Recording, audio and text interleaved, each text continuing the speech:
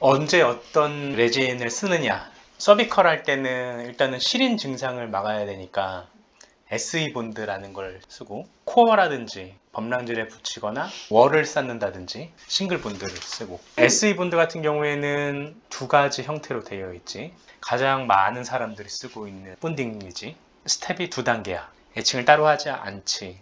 애칭 프라이머가 섞여 있는 1번을 먼저 바르고, 물을 뿌리지 않고 린징을 하지 않고 살짝 건조시키고 본딩 바르고 다시 층을 얇게 하고 큐어링을 하고 레진을 붙이는 이런 술식으로 간다는 거지.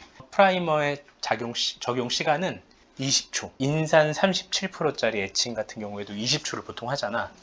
마찬가지로 이 SE 본드의 프라이머도 20초를 바르고 풀 건조를 시키느냐? 그건 또 아니지. 왜냐면 프라이머라는 게 치아의 그 구멍 내에 이 레진의 그 묽은 성분이 이 파고들 수 있게 만들어주는 게 프라이머거든. 그런데 얘를 다 말려버리면 그 위에 바르는 본딩제가 이 밑에까지 못 들어간단 말이야. 프라이머가 있어야지 그 프라이머가 들어간 자리를 이 본딩이 타고 들어가서 치아랑 얘가 메카니컬하게 딱 잡아주는 역할을 할 텐데, 완전 풀로 건조시키면 이렇게 들어가지를 못하고 위에만 이렇게 본딩이 떠 있겠지. 그러니까 이런 밋밋한 면에다가 본딩을 바르는 거랑 똑같은 거야. 그러면 접착 강도가 당연히 떨어질 수밖에 없잖아. 그래서 풀 건조를 시키지 않고 약간 웹 본딩이라고 해서 약간 젖은 듯한 느낌, 위에 프라이머가 좀 남아있는 상태에서 본딩을 바르고, 그 다음에 본딩 두께가 너무 두꺼울 수 있으니까 에어로 불어서 어느 정도 두께로 낮춰주고, 또 에어를 불 때는 이 치아의 이 홈에 들어가 있는 프라이머의 물기를, 에탄올 아니면 워터 베이스거든. 얘 같은 경우에는 아마 워터 베이스야. 물이 그 물을 좀 증발을 시켜주는 거지. 그래서 프라이밍하고 조금 건조시키고 본딩 바르고 에어를 불어주고 그 다음에 큐어링을 하는데, 이 큐어링 시간이 얼마다? 10초다. 이 S본드의 특징이 뭐냐면 아까도 말했지만 애칭을 따로 하지 않는다라는 거지.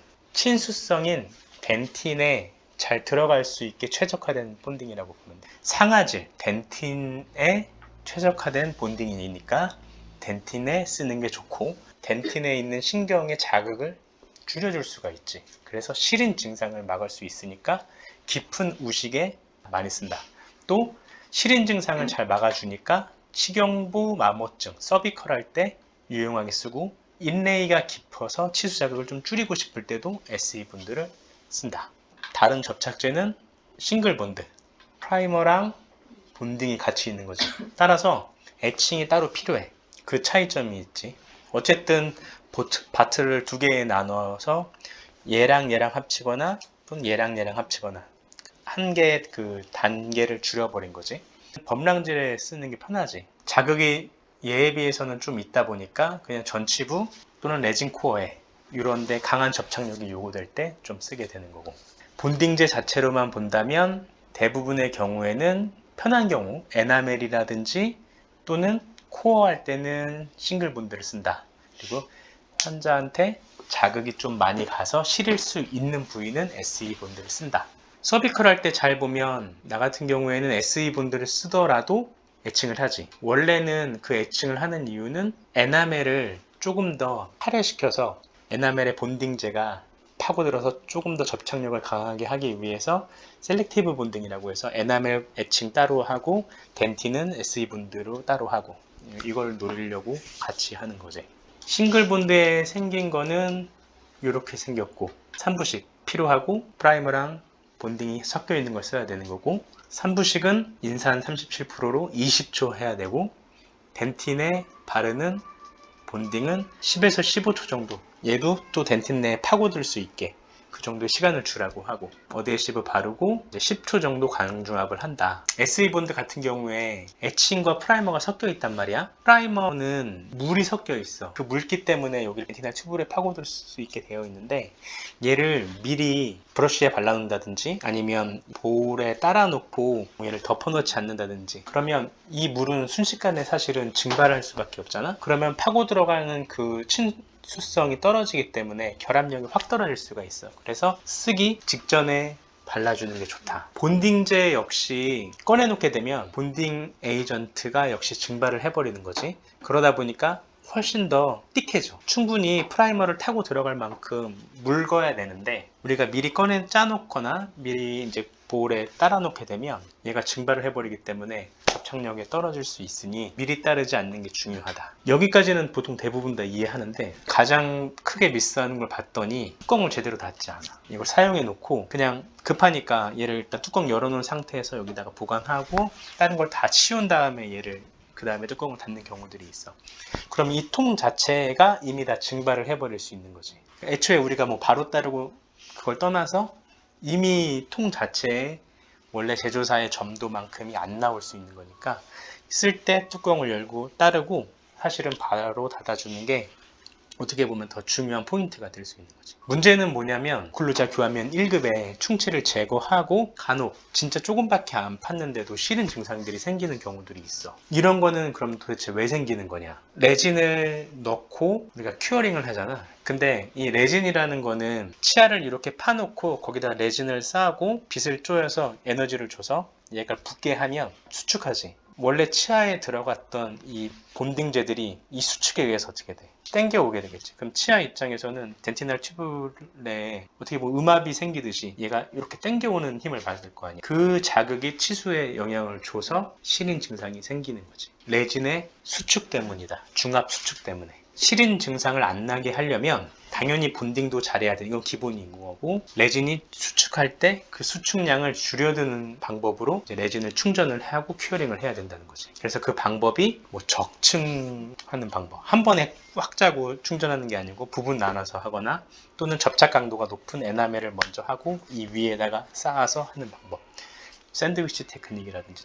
그건 뭐냐면 GI를 먼저 깔고 그 위에 레진하고 여러 가지 방법으로 이런 걸 줄여주는데 레진이 수축해버리면 치아를 끌고 와 버리는 거지. 그래서 치아에 뭐 마이크로 크랙이 간다라고 그래서 시린다고 하는 경우도 있고 또는 교합이 높아서 시린 경우도 있겠지. 대부분은 중압 수축 때문이다.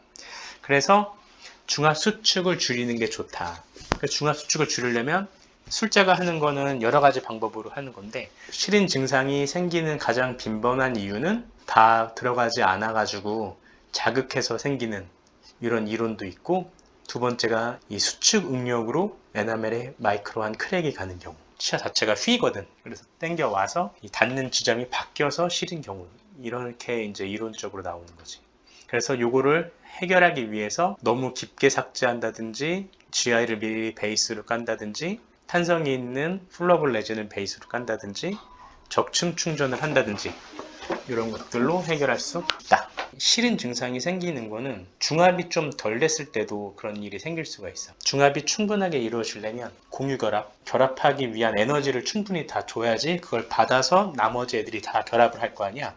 그런데 빛을 쫙 멀리서 쬐. 그러면 그 빛이 밑에 있는 데까지 잘 들어가지 않으니까 밑에 있는 애들은 100% 다 결합하는 게 아니고 뭐 30%만 결합한다든지 이런 일이 벌어질 수 있겠지. 그러다 보면 갭이 생길 수가 있는 거고, 그래서 통증이 생기고 시린 증상이 생길 수 있으니까 라이트를 쪼을 때는 최대한 가까이서 쪼여야 된다. 중압하고자 하는 이 레진의 빛을 쏠 때는 최대한 가까이 그리고 90도로 쏴줘야지 밑에까지 에너지가 다 전달될 수 있다. 대신에 이럴 때 주의할 게 다 하면 안 된다. 가까이 하라고 이렇게 딱 서비컬 하고 있는데 그거 다 건드려 버리면 안 되겠지. 그건 좀 조심해야 되고, 이렇게 해서 잘했음에도 불구하고 시린 증상이 생겼어. 그러면 어떻게 해결해야 돼? 환자한테 뭐라고 얘기해야 되지? 진정을 시켜줘야 되기 때문에 진정시키는 뭐 GOE 같은 거를 깔아놓고 일주일 지나서 다시 레진을 하는 것보다는 인레이로 좀 바꿔준다든지, 교합이 닿아서 시릴 수도 있으니까 교합 체크를 해줘야 된다든지, 다시 다 파내고 레진을 다시 해야 될 수도 있겠지. 케이스 바이 케이스인데 우리 같은 경우에는 어떻게 하는 게 좋냐? 레진에다가 시린 증상이 생기면 가능하면 인레이로 바꿔야 된다. 왜냐면 인레이로 하게 되면 레진의 중압 수축을 그래도 막을 수가 있으니까 증상이 완화가 될 수 있기 때문에 그런 거지. 그 다음 시간이 지나서 서비컬이라든지 레진을 했던데 색깔이 변했어, 경계부가. 그럼 어떻게 해야 돼? 주변부의 표면의 변색은 폴리싱을 하는 게 기본이야. 레진과 치아의 이 갭에 생긴 이 까만 거는 그냥 깎아내면 되는데, 레진 자체, 레진의 밑에 쪽이 까맣게 되면 여기를 파내게 되면 턱이 생겨버리잖아.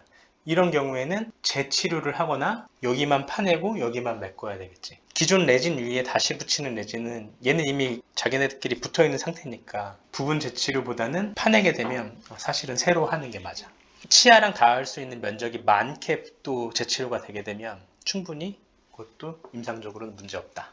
그래서 환자가 색이 변했어요. 한번 다듬어 볼게요. 그런데 밑에까지 이렇게 색이 변해 있게 되면 재치료해야 될 가능성이 있습니다 라고 얘기를 해주면 되겠지. 레진을 할 때 서비컬은 그냥 기본적으로 SE 본드를 준비하면 된다. 웬만한 나머지 경우들은 싱글 본드로 준비를 해주면 된다.